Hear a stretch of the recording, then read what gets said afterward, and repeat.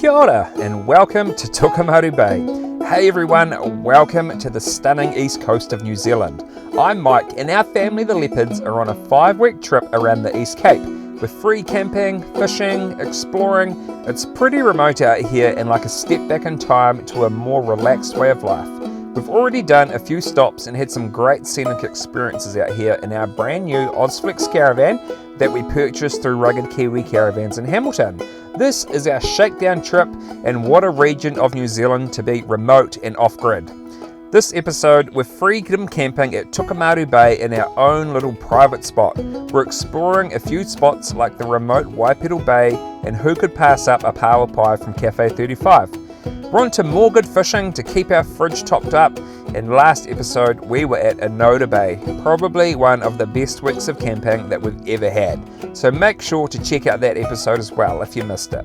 But let's get into this one, Tokomaru Bay. It's quite good. Dad's up the front with the ute. We've got his walkie-talkie and he's been acting like a pilot vehicle for us, so he's giving us the heads up that there's no vehicles coming. Pretty quiet road anyway. There hasn't been another car on it, just us, so it's good though, they can cut the corners a little bit. The road in or out of S2 Bay is pretty narrow. There is the one big windy hill climb that might get pretty tight if you met another large vehicle or someone towing a caravan. But it was nice that Dad was up front with the kids, and one section of the hill is very steep. We had to drop down to first gear for the first time in a long time. It didn't last long though, and we were back to easier roading. I must say that those coast views up high are pretty awesome though. A lot of people have been messaging, wondering about the road conditions after several cyclones have pummeled the area in recent years. There's still a few patches of roadworks and bridge repairs going on, but nothing you wouldn't see in other parts of New Zealand. It's a bit of a slower and scenic drive anyway, and it's not every day that people come out these ways, so a good excuse to slow down, soak up the views and the peace and the quiet.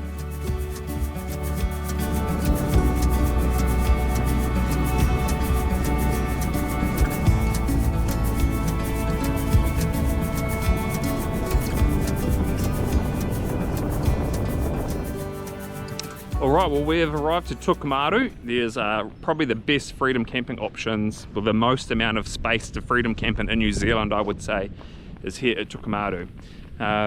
Because you can go all along the beachfront. There's only one kind of area you can't, which is in front of the school. You can see on the map here, all of this, normally that says restricted, no camping. But no, it's camping area. So you've got all this space.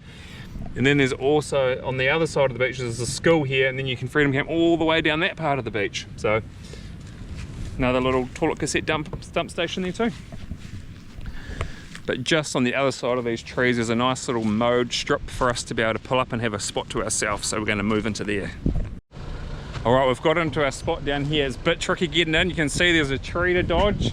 There's not much room on the side, and then also getting the truck, we've got a big ditch here that I don't want to get the truck into, so a bit of manoeuvring to get around this corner here and get into sight, but it's all pretty level down here too. And the best thing is we can just have this spot all to ourselves. You wouldn't be able to fit anyone else down here. Alright, we're all in place. How good, eh? Right by the beach, spot all to ourselves, just what we like. If I had a great big mansion, I'd rather live in a shotgun shack with you. And if I drove a red Ferrari, I'd rather ride in an Oldsmobile with you.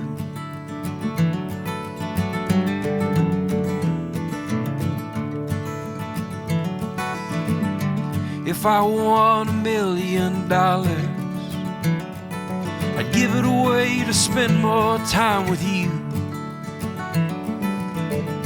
And if I had 1 million lovers, I would trade them all for just one night with you. With you I can be. Very helpful tip of information here. If you want to get a pie at the Cafe 35, it is not open on Monday or Tuesday. It's 2 days, and it's a Sunday today, so we're going to go grab ourselves a iconic power pie. Well, the kids might get something a bit different, but yeah, let's go. All right, who's getting a pie, kids? I don't know. No? No, maybe. Maybe pies. Hey, you gotta get a pie. So Cafe 35, pretty famous stop. Do you think it's mean that we'll often make our kids pay for their own pies or drinks at the shop? If it's a proper lunch stop, we'll pay, but if we're at the caravan with food right there for them, it's generally up to them to part with their own money and buy their own. The kids do get some pocket money and often get the chance to earn a bit here and there doing extra jobs, but I think it's a great way for them to learn the value of money. All right, Toby and Riley opted to not get a pie, but Jade's got a vegetarian one. Jade, what flavour was it? Mushroom, blue cheese and spinach. We've already had lunch, so All right, Soph, what have you got? You got me a pork belly. I got you a pork belly. We actually had these the other day and they're so good we thought we'd get another one and show you guys. We would have seen on our Facebook, it was a lot sunnier, but just me and Soph came to get a few fresh vegetables and fruit in Tokomaru, and now we're back here camping. It's feeling quite hot, so I'm going to carefully bite it and then show you the inside. Totally homemade pastry, everything is made in house. What do you think? Pretty good. Jade said the tide's out a bit on her filling, but look at Soph's pork belly, man. And it is beautiful, it is soft, it is lovely. Yum. What'd you get? And then this is the power. Heard some bad reviews about some power pies in the area, just not much power in them, whereas this one's pretty well stocked up on power. This was one of the first times I ever tried power ever, 3 years ago. If you've never tried it, give it a crack, I reckon. Good amount of filling. We've just been out diving, just off the pet town reef really, and man, there was a lot of cool things to see in there. Crayfish, kinna, lots of those little turban shellfish. Didn't see any power, just a couple of shells, but there's quite a few local people out there having a dive too. It was so cool, lots of little fish, a lot of crayfish, and Toby got one. Super cool. Alright, I'm just going to go for what I call a no effort fishing. Just going to use the drone, fly my fishing line out. It's such a lovely evening, it didn't rain at all. Just going to use a prawn, chuck it out, and then carry on with the day, and hopefully something hooks up and doesn't come off. We'll see how we get on. This was our 4th stop along the east coast. We've caught good eating fish at every place we've camped so far, which has been a dream come true of mine. If you've followed along so many camping spots in the past, we've caught nothing. I'm stoked to be able to keep the fresh fish coming in, and having the aero drone definitely is a game changer, just being able to get your line out that bit further. Generally, I've just been going out about 200 meters and that's been working out really good.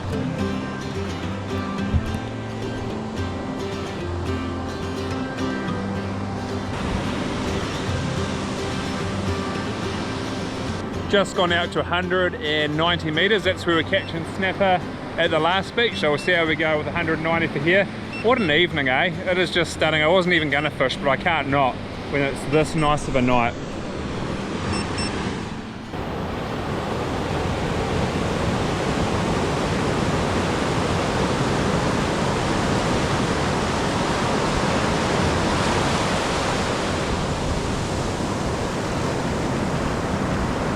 Well, long may it continue. Definitely, it was a great choice coming out the East Cape for spring, for late spring.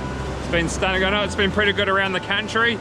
Not as good as it's been on the East Cape. This is day 8 of bliss weather.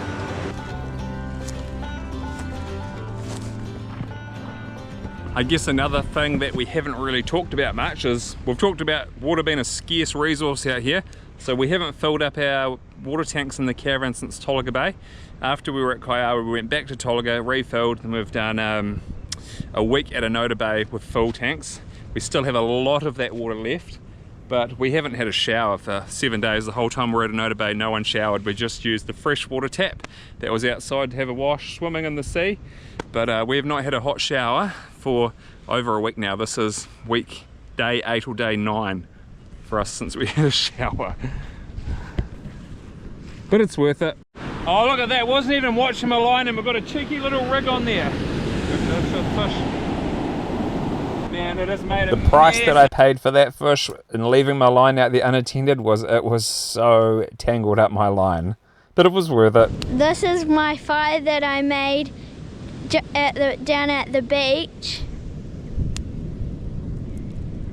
Just in case there's any criticism about having a fire at the beach, there's a website called Check It's Alright to Light. So it's a New Zealand fire emergency website.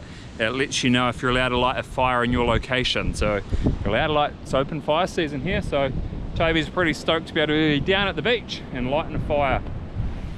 And look, we've even got our bucket of water here just in case we need it. Just before you go to sleep, I wanna tell you a few things. Treat a stranger just the same as the ones with your last name. And there'll be a boy who'll break your heart, but you'll look back and thank the stars. And when you cross and look both ways, believe in every word you say. There's time to get going, the way it's showing. This world is yours and mine. Change is coming, so let the sun in. Life's running right, life's running right on time. Alright, well this morning the kids have been doing a bit of schoolwork. They've all had school meetings today. It's lunchtime now, still no bad weather. A bit of wind's picked up, but it's nice. We're going to go for a drive. Dad says it's about 15 k's to Waipiro Bay, which is just looks like a little nice quiet beach out on the east coast. So we're going to go check it out. Most of this area thrived in the early to mid 1900s from farming, wool and work performed at the many wharfs with the shipping of goods. With Highway 35 going in, this saw the end to the wharfs being used and stopped being shipped to bigger towns for processing by trucks. Waipiro Bay was bypassed altogether. The town used to have 10,000 residents at its peak in the 1920s, but now it's a very quiet settlement. The local school here closed in 2013.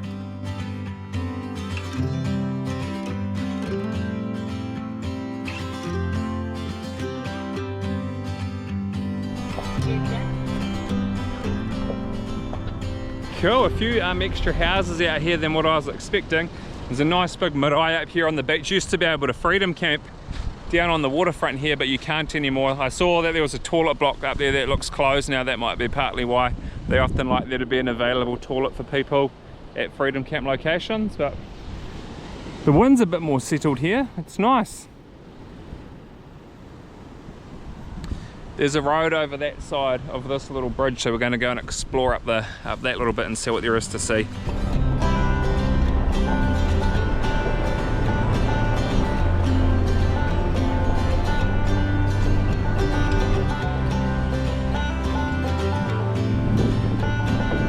I was going to turn back here. The track's getting a pretty mongrel going that way, and you can kind of see, I'm imagining the house over there is the dead end of the road anyway. There's a couple of properties out there. You do wonder how long roads like this will be here, eh? Like, check this out.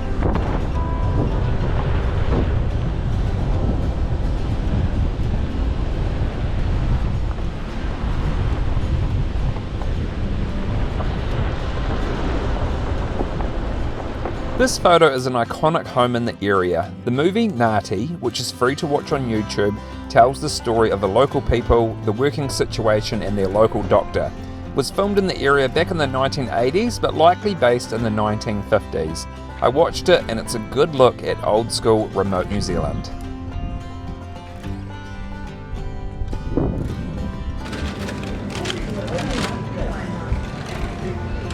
Well, looks like you can get Tokomaru bakery pies at Te Springs on a Monday when it's closed. So if you're going through and you want a Tokomaru pie and it's not the right day, you can stop off at Te Springs.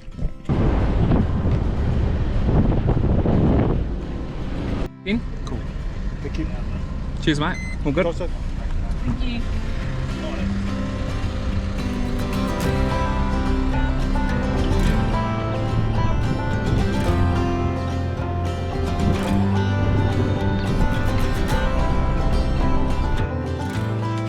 For those that have seen the classic New Zealand movie Boy, we feel a little bit like that out on the east coast. What's for dinner tonight? Oh, not crayfish again. Just more fresh fish caught today. And gonna cook it up. Can't beat eating fresh fish, eh? We've had so much, it's so good. Yeah. It will be yum after it's cooked, but not at the moment. What are you doing, Toby? I'm making Mum a birthday card. That's it so far. So, time to fillet these fish. Now, I had no clue until I went to the South Island that rig sharks are such good eating. Also called lemon fish or gummy sharks because they have no teeth. I have no idea how many I might have thrown back over the years, but a really good tasting fish. Those rig sharks are really good, really nice, big, long, clean fillets, and just no bones. No bones. The only thing you got to get out is just the one strip of cartilage. That's it. So there's a lot of good meat to keep and eat in a rig shark, also known as a lemon fish. And surprisingly, I saw it Pack and Save the other day. It was like $38 a kilo for rig shark, and like snapper was like 40. So there's a lot more meat, a lot easier to process than a snapper, but not much difference in price. But the taste of them is really, really good. May as well cook a few of these bits up while we're here, eh? Now, fish batter is super easy. All it is self-raising flour and water. That's it. Just mix it up into a consistency. The thicker you make it, the more batter you'll have on it. The thinner you make it, then the less batter that you'll have on it, because it will stick. Crumbed fish normally is light batter, quite a wet one, and then crumb it in some crumb and chuck it in the oil. So let's just do that.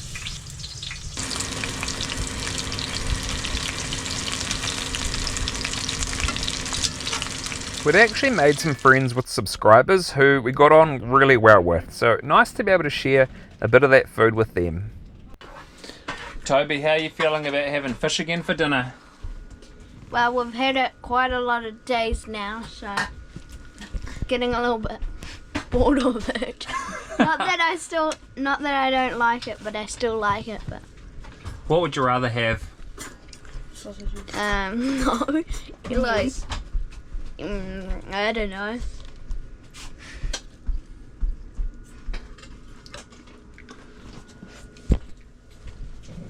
You ready?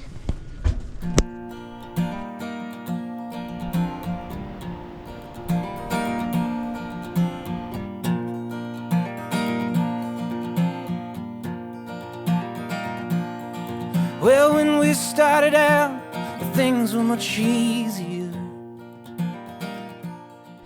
Well, last day here in Tokomaru, it's pack up day. We are packing up to move to Te Arorua. There's not really any camping options between here and there, so it's about an hour and 20-minute drive, I think, to the East Cape.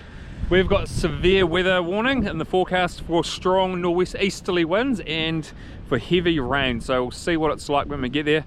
I imagine the further out towards the tip of the East Cape, the worse that the weather's going to be. It's always nice as well to leave these little areas a little bit tidier than you found them. There's quite a few bottles and a bit of rubbish laying around the campsite, so it's easy to get rid of rubbish out on the East Coast. You just get it from the Foursquare, just a little sticky label that you can put on any rubbish bag. I think it costs like a few bucks. Then you just take it to the refuse station or the recycle centre in town, and it's usually only open a couple of hours a day.